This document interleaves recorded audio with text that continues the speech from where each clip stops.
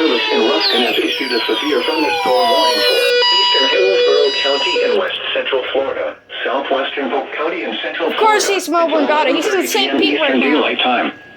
At 10:52 p.m. Eastern Daylight Time, severe thunderstorms were located along the line extending from Hillsborough River State Park to near Greater Sunday Center, moving Hillsborough River, also known as the currently Green River. 60 miles an hour wind gusts. Source, radar indicated. Impact, expects damage to roofs, siding, and trees. MD. Locations impacted include 20% box probability. Mulberry, Alpha River State Park, Hillsborough River State Park, Mingo, This is an SVR for me. Hog, Plant City Airport, and Moyet.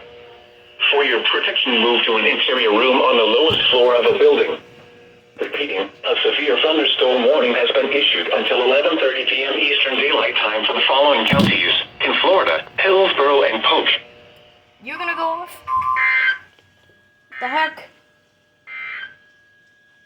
This is Global Weather Radio KCB 32, serviente Tampa Bay Area, una frecuencia 162.55 MHz. Great, now I have 4 in red messages.